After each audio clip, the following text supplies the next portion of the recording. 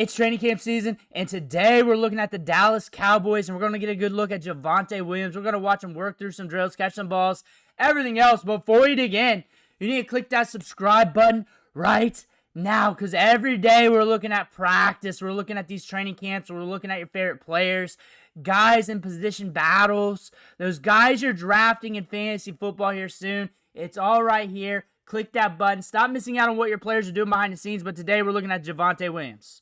And we have 2 minutes of clips here. We're going to loop this and keep talking ball because there's a lot to talk about here, especially with the Dallas Cowboys, fantasy football, and everything else. But here we go. Here we go. Boom, the feet. There he is. It's a little chippy. It's a little chippy. We're not in pads yet. There we go. There we go. The feet's looking good. He's always had good feet, good lateral agility. He's always had that. Seeing the hole. There he is. There he is. Here we go again. Taking it to the outside. Cutting it up. Reading that pretty good. His approach to the line of scrimmage is always pretty good, but I think his contact balance, especially before the injuries at Denver, like right during that rookie season. There's a fumble. Fumbleitis coming up. Fumbleitis. We better get that penicillin over there in Oxnard. Better get that out. Here we go. Back there.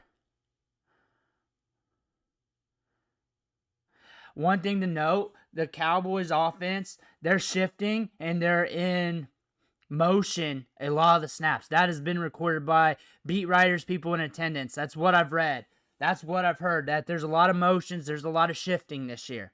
That is something that you'll see. We'll see if well, it's probably the same play, maybe. I don't know. We'll see again. We're moving.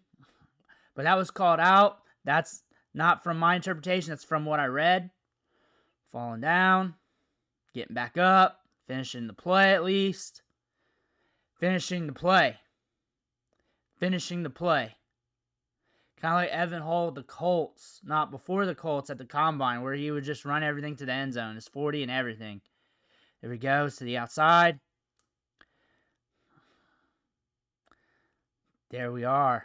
There we are. Here's another one, him catching the ball again. He's got good feet. He moves laterally well. He puts that foot in the ground. He goes the opposite way. That's one thing that's good about his game. Good low center of gravity, too. Gets lower at contact. See him protect the ball there. The thing is, last year was not very efficient with the football with the Broncos. He just wasn't. He just wasn't. Like, his efficiency metrics were low. However, prior to that, during that rookie season, when he was getting that hype, he was looking good. He was shedding tackles, making guys miss in the open field. So it's kind of like what version of him you're going to get. That's the thing about Javonte Williams. And you got Miles Sanders there. You got Phil Mafa. You got Jaydon Blue. And I get it. You're thinking, well, why are you talking about late round running backs versus these veterans? It's because this is a very deep running back class. There's talent spread out all around this class, even with some UDFAs that we got to pay attention to. Some of them will carve out roles. Some of them will be great bench players. Some of them will exceed expectations because attrition hits and they get the opportunity and they cash in. And you got to pay attention to this draft class at running back. From top to the bottom. Not just the Ashton Genties and the Marin Hamptons. The Jaydon Blues. The Cowboys fans are paying attention to Jaydon Blue. And for a good reason. He gives you something that the other running backs don't. And it's that 4.3 speed. In high school, he ran to 100 in the 10s. At one time, he was one top or the top recruited running back in the nation during high school. That fell back a little bit. Recruiting sites do what they do. That's the thing about this. We cover this on the channel. We study that pretty hard. If you watch this channel January, February, March, if you like high school recruiting, you may want to hit subscribe due to that. But he was highly regarded. He was highly regarded. That's all you really need to know. You don't need the exact number of where he was ranked at. You just need to know he's highly regarded. We go to Texas. We have some injuries baked in there. We're also playing with a slew of good running backs. He had some fumbleitis as well, but he can catch the ball out of the backfield. He's good in space. He's electric. Now you're looking at this running back battle between the veterans, Javonte Williams and Miles Sanders. And a lot of people, and there was a lot of articles. There was a lot of articles out that Miles Sanders was winning the battle, and it was a head scratcher to some, and some people was wondering what's up with his backfield. And my main take, as we were talking Jaydon Blue during the rookie videos and all that stuff, was Let things materialize. Let them get the pads on at least. You're going to get more out of these running backs once you get to training camp, and you'll get more as you get deeper into training camp. We're in the beginning here. We're in the beginning. As we get into August, things will flesh out a little bit more. Miles Sanders had some good runs. Javonte Williams has had some good runs. He coughed up that ball. We saw that. You're going to have to let these guys fight it out a little bit longer. You're going to have to let these guys get the opportunity. One thing is, and I saw this on social media, a lot of people were surprised he was getting work with the ones. I wasn't really surprised because I knew that they're going to let him fight it out. They're just going to let him fight it out. Let him fight for the job and let him fight for the touches. Miles Sanders is a training camp warrior. He does his best work in training camp. He gaslit Dave Canales last year into thinking that he was going to split the touches more evenly than what he did. He was thinking about this going into the season because he said it on multiple press conferences about 50-50, 46, something like that. Before the season started, they get to week 1. They saw what Chuba could do. They saw what Miles could do. And it wasn't like that for the rest of the season, but Canales talked about how he wanted to split the work. And he wants running backs to split the work because he kept bringing in more running backs. He brought in Rico Dowdle. He also drafted Brooks, but that was prior to that, and Brooks had one ACL at the time. Drafted Trevor Etienne. So there's a sign with that, and he just couldn't get it done. He desperately wants to use 2 running backs, especially 2 running backs on the field at the same time. Miles Sanders, though, going back to his draft profile, good athleticism. He's twitched up, moves laterally very well. He can get skittish in the hole a little bit, try to bounce things out a little bit too much. Some coaches hate that, and it is what it is. Javonte Williams, he's not a speedster, he's not a burner, but he can grind it. He's got vision, he's got a good approach to the line of scrimmage. In that second level, all the way back to that third level around the safety area, he is tough to bring down. As you see there, the feet, the dead leg, and then while doing that, the contact balance, being able to spin out. Like, there's some runs, you got to go back to earlier in his career that makes your jaw drop a little bit. He wasn't really efficient last year. He's trying to get back up. He's trying to get better. He's trying to get back to where he was. That's the thing about this. Like, which version of Javonte Williams you're going to get? You see him, see 59 for split out there. There's the fumble. But we're really watching this running back battle here with the Cowboys. And this could be a battle that just goes out throughout the season. This team did add George Pickens. So this is going to be huge for this run game as well. Stacking the box is going to be rough for teams. You have CeeDee Lamb and then George Pickens. George Pickens as a number 2, 1B wide receiver. That does numbers for a passing game. George Pickens not having to try to be the guy and having to be on the other side of a guy like CeeDee Lamb or any top flight wide receiver like that.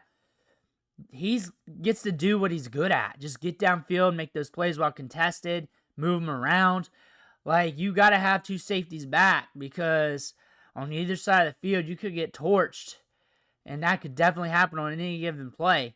So you can't stack the boxes keying on this run game too much. So that's going to help these backs a little bit.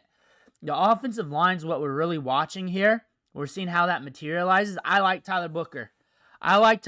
Some people say that's a reach in a draft. If you look at mock drafts, you look at values and what was on the board. I understand the argument.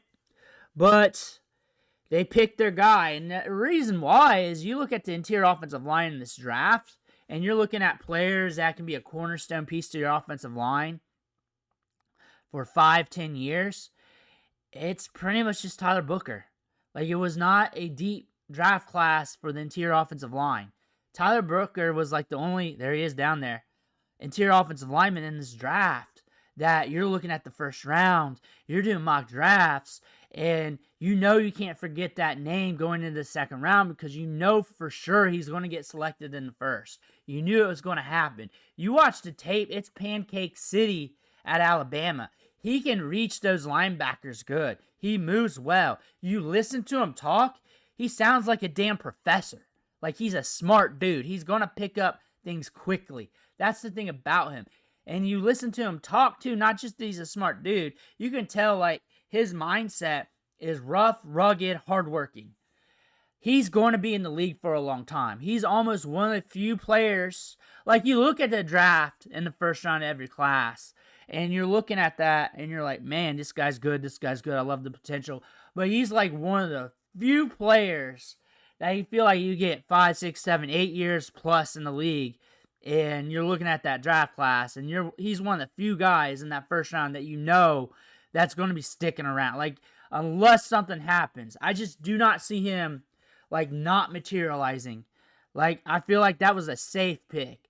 Like, upside-wise, transcendent-wise, like, if you're looking for, like, an OBJ-esque play or something on any position, that's probably not what you're getting. You're probably going to get a gritty grinder that's going to help this team for a long time. And for where he's at, look at him. He's still, look where the other linemen are at. Look where he's at. Look at that.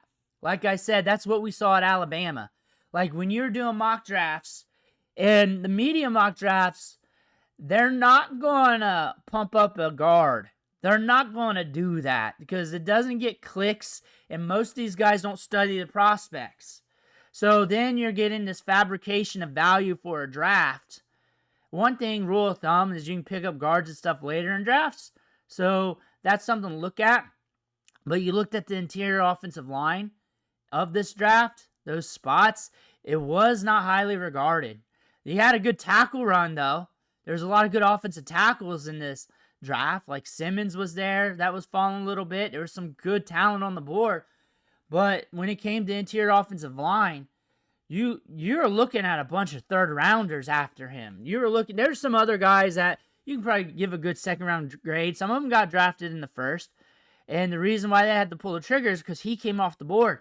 He came off the board, and they had to do something. This is a prospect that's going to help out this run game.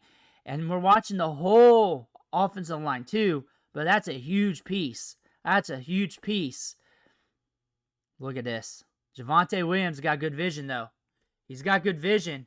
Can we get back to where we were, though? That is the question. If not, you got cheap assets here to lean on. Miles Sanders, see what's up with him. Jaydon Blue, see if you can cash in on that upside with the speed. And there was an article from Yahoo Sports, which they tried to say he was being lazy. And we knew that was fake because minicamp and OTAs, unless he's like sitting there sucking water on the sidelines, which that would have blew up. We knew that was fake because minicamp and OTAs, it's just drills. It's against air. There's not really that involved. It's not like what we're doing now.